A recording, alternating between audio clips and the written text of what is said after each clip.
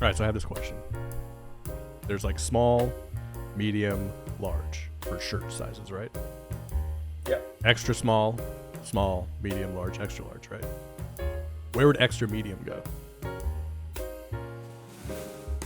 It, by definition, doesn't exist. Hmm.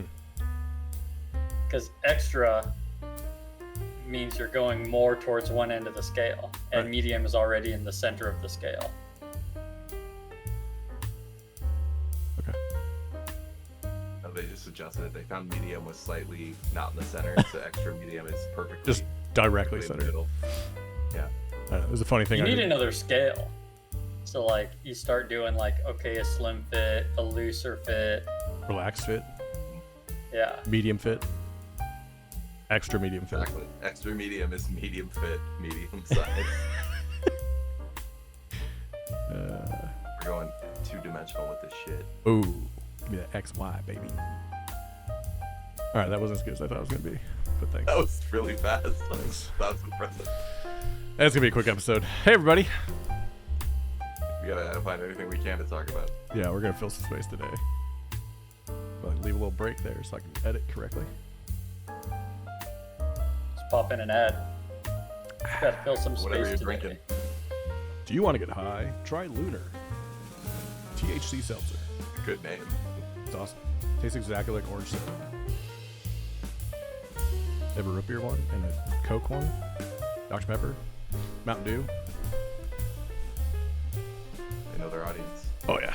Yeah. There's- I will once again vouch for the Dr. Pepper Liquid Death. Yeah, that one's fire. Oh, delicious. That one's really good. These do have enough sugar to make you diabetic, though. Like, one can has like 40 grams of sugar. So it's That's just a can of Coke. insane. Yeah, It is false insane, advertising. It's but like people who don't drink diet sodas, who drink regular sodas, unbelievable. they cannot be disgusted by that. They're a different type of person.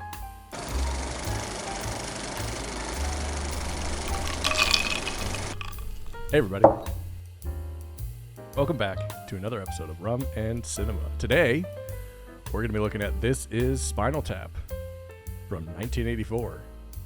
Available to rent and on demand and probably in your parents' VHS collection. Today, I'm joined by my guests, Nate and Jake, as always. That's their names.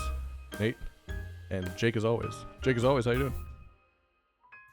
Not too bad. I was reeling from that bit. I didn't think I was gonna like it, then it grew on me. So kudos. I saw this as Spinal Tap maybe 15 to 20 years ago in that window. Couldn't have told you hardly anything about it. Mhm. As of 2 days ago. So really enjoyable on the rewatch.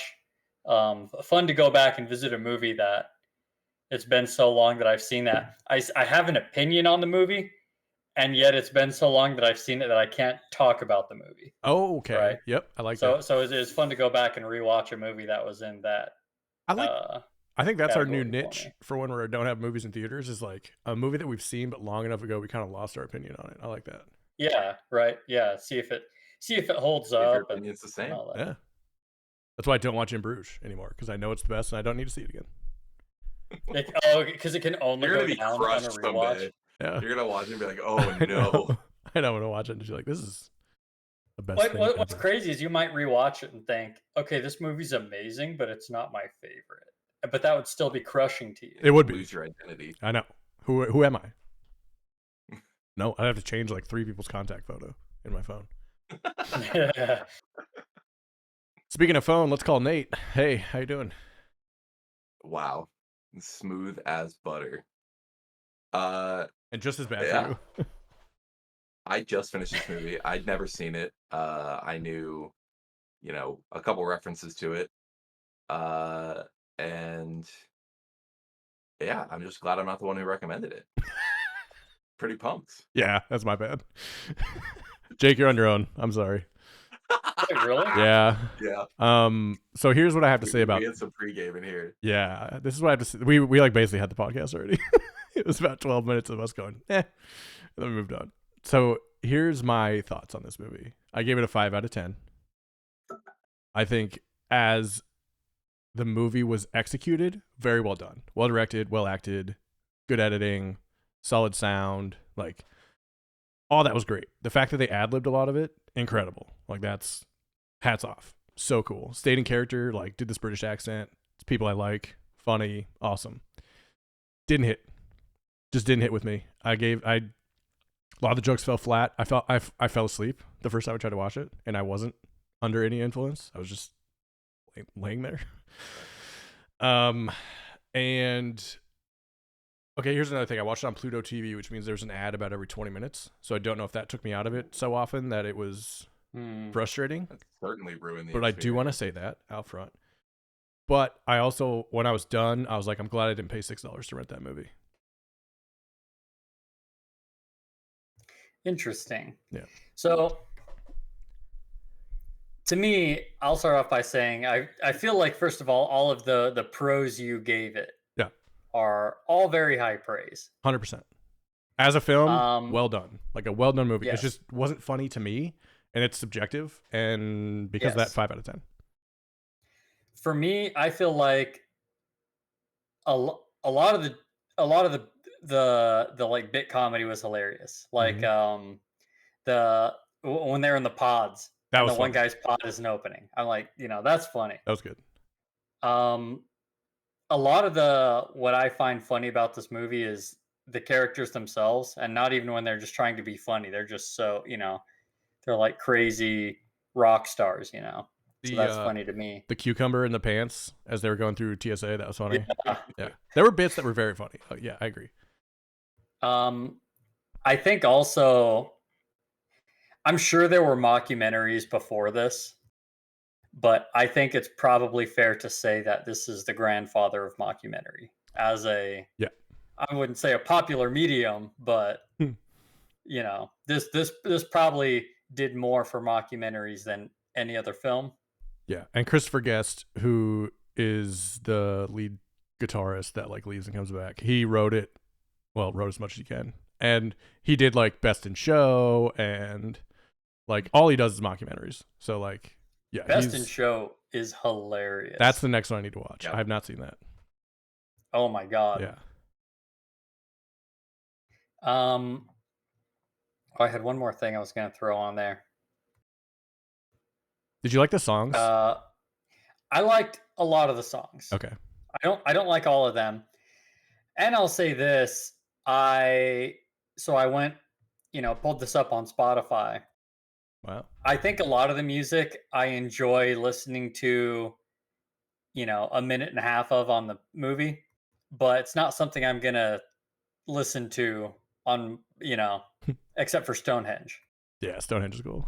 Stonehenge is really good. Yeah. Everything else is like, it's fun, it's funny, they got even a good groove on a lot of them, but not something that I'll actually just sit there and listen to. I thought the songs were meh, and I think that was part of the reason I didn't like it, because they cut to them so often, and I was like, oh god, I don't really like this one.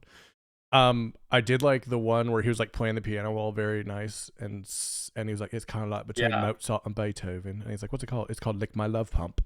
Like, that stuff was so funny to me. Now, I saw this from another review, but I instantly agreed with it. So I think a lot of the shock value of the humor is lost. Yeah.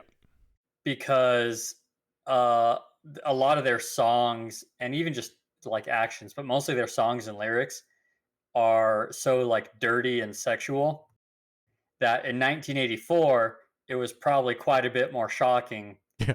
But we hear them now, and it's like, Yeah, I heard Wet Ass Pussy on the radio. Like, yeah. So I also we were talking about this earlier. I think a lot of that shock value is lost. Like, I wonder if it would be funnier if I hadn't been inundated with this style of like shooting style for fucking 10 years of sitcoms, like The Office, Parks and Rec, Brooklyn Nine-Nine. Like, everything is a mockumentary. What We Do in the Shadows. And I wonder if like that kind of led to it too. Like, you see The Shining now and you're like, it's not that scary. But back then it was like, whoa, crazy. Yeah. Yeah. That makes sense. Oh, the other thing that I was going to mention was this movie came out in 1984, has so many, iconic moments Mhm. that I think Nate even alluded to. Like you knew some of the quotes, you've never even seen the movie. Yeah, same. Like I like for sure, turn it up to 11. Yeah. Well, I was gonna say I knew that, and that's I was saying to Ben, not knowing this movie coming into it, I was expecting to have a bunch of moments where I was like, "Oh yeah, that thing," and like I actually Uh didn't really get any except for like turn it up to 11. Which another funny. I'm not certain, but Yeah. go ahead. You probably saw the Stonehenge thing before with the dwarves dancing around the 18-inch Stonehenge. I don't think so. Oh. Yeah. Um, But yeah, like I can't think of any other quotes or anything that came out of this that I'm aware of. that was really the, iconic. the bit about all the drummers randomly dying, Yeah. I've seen that one like referenced a lot, like all the freak deaths of their drummers. It is the only movie on IMDb that has a rating out of 11 too, which I thought was a nice touch. Oh, that's funny. Yeah. So like That's fun. the lore around it is cool. I feel like this is kind of like Rocky Horror Picture Show. Like it's either for you or it isn't. And the people that it's for, they're like really into it. Like I'm not saying Jake, you're really into it, but like I feel like the people that like it are like, this is sick. I like this movie a lot. And the people that don't are like, I don't get it. I feel like I could watch this movie every 3 to 5 years. Okay. Like I wouldn't be interested in doing another rewatch next week, next month. um but as in a few years I'll be like, oh, Yeah. it's that good. We'll forget we did this episode. Be like, maybe we should do this one. What do you think? Right. Well, and plus we have the upcoming sequel, Spinal Tap 2, Spinal Tap here. I don't remember what it's called. The title. I know that's not what it's called, but I laugh. don't know what it's called. It's called The End Continues. Oh, That's great. Made me laugh. I will give you. I mean, they have a lot to lampoon with rock in general, and I am interested to see how that Honestly, new one it'd be goes. interesting if it got updated, and because I do wonder if part of like the you saying it for the taste, like if people who were fans of this music, like 80s like hair metal and stuff, if it clicks more too. Yeah, what's it gonna be like now when they come back and like they're competing with what Esposito and like? I was curious. Yeah, so are they still going to try and be doing 80s hair metal or glam rock, or are they trying to pivot into pop? Yeah, don't know what music they'll do. I think it'll be insane if it's not like current time, like them trying to like do a revival tour or something. Yeah, that'd be fun. Yeah. Like Led Zeppelin or something. A final tour, like the final tour. Like they always do like the last Yeah. tour, and then it's like no, really, this is the last tour. Yeah, they've been in Japan this whole time. Yeah, the actors did play all the music, which is crazy. Oh wow, Yeah, That's impressive. Yep. I mean, yeah, again, like I think that's basically it. Like there's so many impressive things about this movie, but like if you don't find it funny, like it just doesn't pass the first test of a comedy. And like that's just completely subjective, but like I think I laughed like 4 or 5 times during this movie, which is not bad, but it's not like Not what I I'm not expected. excited to see it again. Yeah, It wasn't what I Yeah. expected to. I was because this movie has such like a presence. I was really expecting to like just too high expectations again. That's what's the movie that we did not too long ago with that former SNL guy, and he's like the weird, creepy neighbor. Friendship.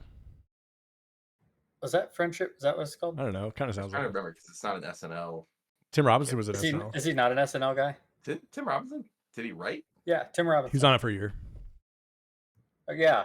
with Paul I know him Rudd. as an SNL guy. with Paul Rudd. I did not That know one, that. Jake, the one that you didn't like because it was like Yeah. too.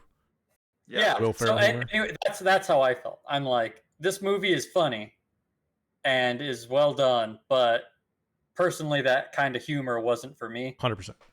So 100%. I get where you're coming from. To speak to what Jake was talking about mockumentaries not being like well known, after the film opened, several people told Rob Reiner that they loved the movie but should have chosen a more well-known band for the documentary. And they had to put like stuff in the movie to tell people this wasn't a real band. I mean, I will say, like, I think my number one compliment is that it really seems like a documentary. Yeah. Like, it seems completely legit and believable. Like, yeah, these guys are dumb and ridiculous, but like, other than that, like, and that's like believable. Honestly, I'm sure there are rock bands who acted like this. Several rock stars commented about it. Ozzy Osbourne said when he watched it, he was the only person who wasn't laughing because he thought it was too close to real. And U2's guitarist, The Edge, says, "I didn't laugh, I wept. It was too close to real." So they nailed it. It's funny you say that, like, because if he did Best in Show next, Best in Show, while I do think it's hilarious, it's way funnier than This Is Spinal Tap. But to me, Best in Show felt like a movie. Yeah. You know.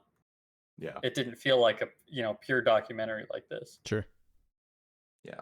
Which we were talking, yeah, like, The Office, like the British Office feels more grounded, but it still like doesn't quite feel real. Like that guy can't be a boss. Like there's no way. No. Yeah, like it's, I mean, maybe office workers would disagree, but yeah.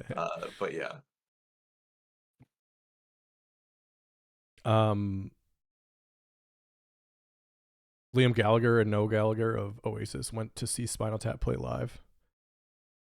They performed their own opening act, The Folksman, in a different movie.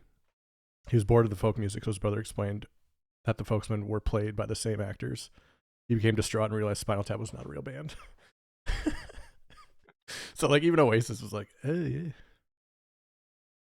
Yeah, Nate just hates Fran Drescher. And Dana Carvey. And Billy Crystal. Fran Drescher might have been one of my favorite parts of the movie. She was funny. I like the Dana Carvey Billy Crystal moment too. That was good. I'm trying to think who's the other actor who he's in Best in Show. He's in a lot. Yes, of things. Fred Willard. Fred Willard. He had the funniest line in that whole movie. That yeah, he got me good. When he was like, "I love all your albums, not yours specifically, but rock in general."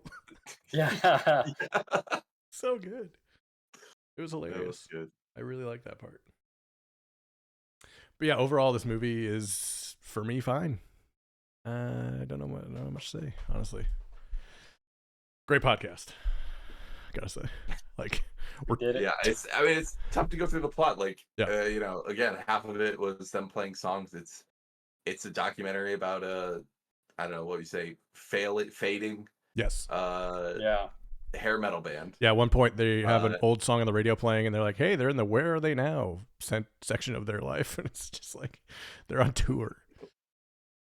Yeah, that's pretty brutal. They went to a CD sign or a record signing, and no one showed up. That was rough. Yeah, that was. Yeah. It does end on a positive note. It does, and I like that. Yep, I appreciate that. They're having a small resurgence in Japan, so they go there to tour. Hell yeah. And apparently the Blu-ray has 68 minutes. Number 2. Yeah, exactly. The Blu-ray has 68 minutes of extra stuff. It's a whole nother hour of the movie. Basically doubled it. Wow. This goddamn Peter Jackson level extended edition. It's like outtakes. It's just every song is played in its entirety. And they actually, maybe they probably do like multiple takes of the same, like do different line. Yeah. Yeah, but I'll just go to 11. Just smart. Like if that was ad-libbed, unbelievable. Yeah. So I give it a 5 out of 10. Jake? I probably put this at a 6.5. Okay, that's fair. Maybe a 6, floating in between there. Sure. Nate? I think I'm in the 5 range. Yeah. I don't think it's a bad movie, so I can't like go too low. Yeah, 5 for me is like the only thing holding me back is how much I thought it was funny. If it was a third funnier, it'd be a 7 easily. But now, IMDb has this at 7.9 out of 11. Do you think they scaled that? No, I don't. I was curious because I clicked and you can't vote 10. Oh, you can't vote 11, you mean? Or you can't vote 10? 11, yeah. Okay, yeah. So, well, you can't vote 11. I think it's just your 10 points out of and then they just put 11 as a joke. You have to pay for. They're not gonna.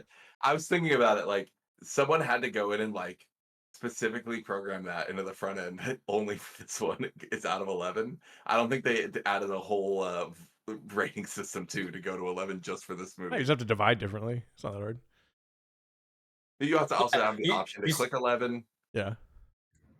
Well, I think the Forward. easiest way to do it would be you just have people vote out of 10, and then you multiply the scores by 1.1. Ooh. Fair enough. Let's talk algorithms for the rest of this episode. Let's nail it down. I like this. Grok, good or bad? It's already been solved. This is the At Grok. quickest episode ever.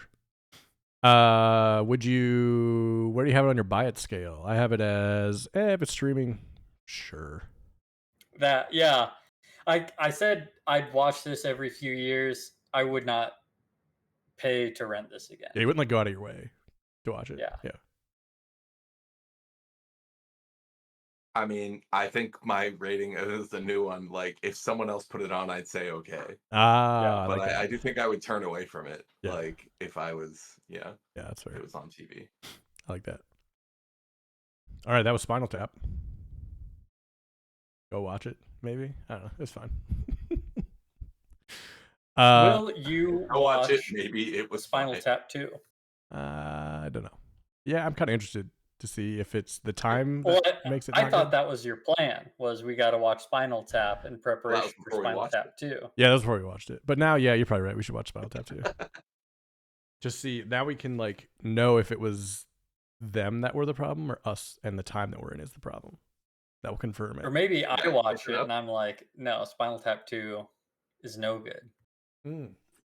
If you say no, then we're not watching it. Yeah, I that's for like that sure. idea. Yeah, you need to be our filter. I'm watching Spinal Tap 2 regardless. Perfect. You Yeah. can let us know.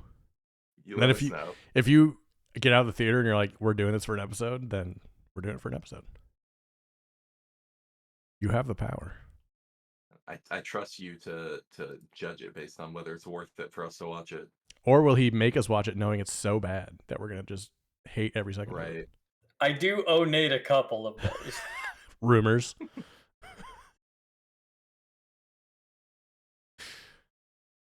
So now we got a game for you. Don't worry, the rest of the podcast is normal length. This game is called We Will Mock You. Hell yeah. I give you the description of a movie, and you tell me if it's a legit documentary or a mockumentary. Bonus points if you get the name of the movie correct. There are 7 of them. So, Jake, you lost the draft last time, I believe.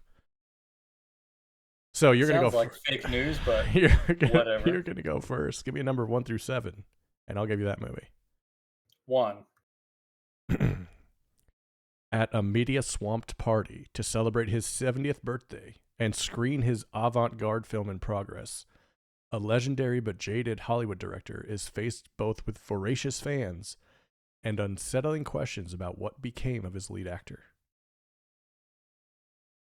Is this a documentary or a mockumentary? Do not know the name of it. This is a 50-50. Like them all. We're gonna say I'm gonna say, I got a feeling about the difficulty level of this game matched with our ability. I think it's a good game. I think this game is, if you don't know the movie, I think this is hard. Mm-hmm. Yeah. No, I think it's legitimately hard. I meant like I'm gonna we're not gonna be able to do it all. I know. I'm gonna say documentary. It's a good guess. It's a mockumentary. It's actually by Orson Welles. It was released posthumously. It's called The Other Side of the Wind. Came out in 2018. I thought this was by Orson Welles too. Spinal Tap? Isn't it 1984? Okay. All right. Okay. If you haven't seen Wizard of Oz, I don't think you're allowed to make that level of film humor joke. Because I thought you were serious for a minute. But hey, good for you. Good for you. Nate, give me a number 2 through 7. 7. Ooh, here we go. The Friedmans seem at first to be a typical family until one Thanksgiving, while they are gathered at home preparing for a quiet holiday dinner, a police battering ram splinters their front door and officers rush into the house, searching every corner and seizing boxes of the family's possessions. Sounds too dark to be a mockumentary.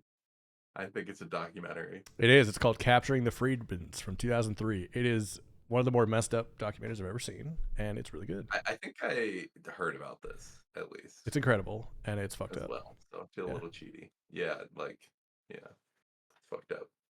All right, Jake, give me number 1 through 5. 2. 2. This movie tells the story of two French lovers, Katja and Maurice Kraft, who died in a volcanic explosion, doing the very thing that brought them together, unraveling the mysteries of our planet while simultaneously capturing the most explosive volcano imagery ever recorded. Documentary. Man, they have to sound funny. It is a documentary. I thought that one sounded kind of like interesting. It's called Fire of Love. It is interesting. That's why they made a documentary about it. Yeah, that's true. It's called Fire of Love. It won Best Documentary in 2022, I believe. All right, Nate, 1 through 4. 4. A film crew follows a ruthless thief and heartless killer as he goes about his daily routine, but complications set in when the film crew loses their objectivity. Gotta be a mockumentary. It is. It's called Man Bites Dog. Sounds really interesting, actually. Yeah, that one does. 2 points for Nate total. 1 point for Jake. Jake, 1 through 3. Give me a number. 2. 2. U.S. quad rugby team, a team composed entirely of young paraplegic men. Using special wheelchairs and very little protection, the players play full contact competitive rugby, using rules only slightly altered to accommodate their limitations. The film follows the team as they discuss the sport, their lives, and how they ended up in the chairs to begin with. I'm going to say documentary. Do you know what it's called? No fucking way that they would make a mockumentary about that. I don't know. I don't know. Wait, let me think. I got nothing. Careful. Murder Ball. Oh, Murder Ball. Nice. It's supposed to be really good. All right, 2 left. Nate, 1 or 2? What's that? Oh, sorry, go ahead. Oh, it was the horror movie we watched, Bring Her Back. Oh. Where they showed the paraplegic sport. Oh, yeah. I was like, what movie did Oh, we yeah. Where they actually showed like the legit, sport. Yeah, That's cool. blind soccer. Yeah. All right, Nate, 1 or 2? Blinds aren't paraplegic. But... Yeah, but... Oh, shit. Ah, well. I have to picture them because they're on the ground. I know. All right, you're the goalie. They were on little scooters. That's true. Like the ones we had in like grade school when he sat on the ground. Just... And then you pray to not run over your hand. Dude, or smashing your fingers. Oh my God. We're awesome. We got Owen one. He's got a little one. And I can't get on it though. Yeah, you can just get those probably, huh? I never even thought of that. Yeah, dude. Make your dreams come true. They have ones for moving that can hold like my weight. So I'm going to get some of those. All right, Nate, 1 or 2? 1. Perfect. I was going to give you that regardless. 3 actors learn. Oh, wow, I appreciate you revealing the bullshit behind your games. Oh, yeah. 3 actors learn that their I respective... feel like he's always been very open about the bullshit in his games. I wouldn't have said it otherwise. 3 actors learn that their respective performances in the film Home for Purim, a drama set in the 1940s American South, are generating award season buzz. Sounds like a mockumentary to me. It is. Do you know what it's called? Nope. For your consideration, it's another Christopher Guest one. I think that has Ricky. Smart, I could have guessed that. Ricky Gervais as well in that one. All right, Jake. If you get this right and you name it, you win. A behind-the-scenes look into the highly competitive and cutthroat world of dog shows through the eyes of a group of ruthless dog owners. You're a piece of shit. That would be Best in Show. And is that a mockumentary or documentary? That is a mockumentary. Damn, coming from behind. Jake won 4-3. Good job, Jake. Well done. You guys I do what I can. You guys only missed one. I feel like the Best in Show. I'm mostly mad because if I would have actually thought and been clever, I could have gotten the title to that one For your consideration. Yeah. Like that's pretty straightforward when you talk about actors. It wasn't that hard. For a word buzz. But it's I was like, I don't know it, so I'm not even gonna think about it. But like as soon as you said it, I was like, oh, that's clearly the name of that movie. I should have taken one more minute. The only one I would have had a guess for was the volcano one, and I was going to guess Ring of Fire. Oh, that would have been good. Ooh, that would have been a good guess. I fell in. I know it's early, but hey, thanks for listening to the episode today. I want to thank Nate and Jake for being sometimes there. They want to. I feel like maybe they're like, cool. Yeah. It's only 20 minutes long. And hey, Spinal Tap is a clean 82 minutes. True. Yeah, keep with the theme. That's right. I'd like to thank my guests for joining us, Nate and Jake. I feel like what we landed on is if you're musically inclined, maybe you'll enjoy this. I have a drum set behind me, you dick. Whatever, man. Anyone can buy a drum set. Yeah, it's true. I've played it, you play it less than 5 times since I've had it. There's also a guitar in there somewhere. And a keyboard. And my beautiful singing voice. My way. If you're new here, you can follow us on Spotify, Apple Podcasts, and anywhere else you get your podcasts. If you do listen on Apple Podcasts, please leave us a review. If you're watching us, hey, like and subscribe to our YouTube channel, youtube.com/@rumandcinema. Speaking of watching, let's leave you with something to watch next. I watched a movie that I gave the same rating as this movie, but was like stupid fun. Final Destination Bloodline on HBO. Oh, nice. With all the Rube Goldberg killing machines. Had you seen the full anthology? No, I've seen like bits and pieces of most of them. Abby's watched all of them, and she liked it. Bits and pieces, I get it. It's fun. It's what's the coolest way this person's gonna die, and how can you see it come happen? Yeah. You know exactly what you're getting with the Final Destination, and at this point, I feel like they had to evolve after the first two. Yeah. And now they mostly get you by faking you out. Yes, exactly. I've heard it's good. It's fun. I heard the same. I've heard that the Bloodlines is among the better ones. It's like what's that horror movie series? Scream. No, it ended with one called the Red Key. Insidious. Oh yeah. And Insidious 1 amazing. Is amazing. Probably one of my favorite, if not my favorite horror movies. I think it's on Nate's top too. If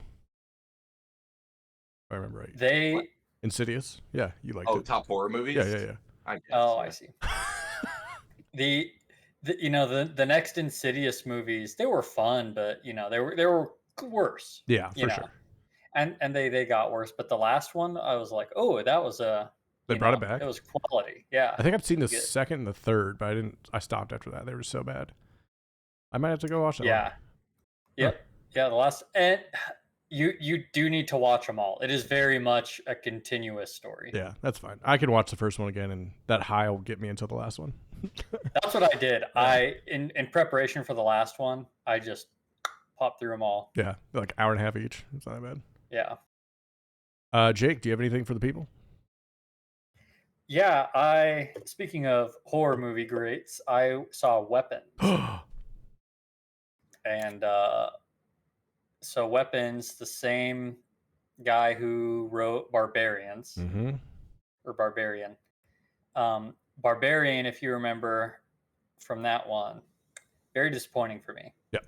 Loved the premise, loved the first 30% of the movie. Then it all just crashed hard for me. Yeah. This movie, as soon as they brought the old lady nipple out, I was out. Right. Honestly, even before that movie was. Yeah, that's true. But no, Weapons is really, really good. Beautiful, like non-linear storytelling. Ooh, I like that. They go through it character by character. And so you're seeing bits and pieces of the story from different perspectives, and like overlaps, and some of them are at different points in time. So for a very long time, it's just almost like a suspense and a mystery. So love that movie, and would recommend it. And a lot of the stuff I'm seeing about it, I'm seeing, a lot of people are mentioning, we're in this great horror film. I don't know if it's strong enough to call it a renaissance, Mm-hmm. but this is a great time for horror films, and that movie is certainly a contributor to that So uh, if arc. you like that style, there's this movie I saw like on IFC when I was probably 17. It's called 1114. It's from 2003. It is about a car crash that happens at 1114. It's told from different people's point of view as you go, and it like fills in what happened to make that crash happen. It is. I just remember being fucking cool. I haven't seen it since then, but I remember like really enjoying it. So if you like that style, check that one out. And I want to see Weapons. With Hilary Swank, Patrick Swayze. Is it from 2003? The cast of Weapons is pretty Yeah. stacked too. Yeah, it is. Colin Hanks, Jason Segel. Colin Hanks, yeah. Did you see the writer-director Zach Krager, who did Weapons and Barbarian? Did you see his next movie he's doing? No. Resident Evil. Interesting. Yep. That's okay. I've been seeing buzz about that because they're not. So Resident Evil, the game series, I've never played any of them, but I'm tapped in enough to the video game sphere that I know a decent amount about it. Sure. They're not doing the story of Leon Kennedy, which is like the reason that Resident Evil is so popular. Oh, interesting. Okay. And apparently they made that choice because they're like, we want to tell another story. If you want Leon Kennedy's story, that's already been told. You can go play the games, and they want to tell a different story. And I'm like, interesting choice. I appreciate that. Yeah. Nate, have anything for the people? Surprisingly, I do. I got a Netflix subscription again, and all of a sudden, no. Possibly my favorite thing I've watched this year. I watched the entire thing this weekend, 2 seasons. It's called Pantheon on Netflix, and it's fucking great.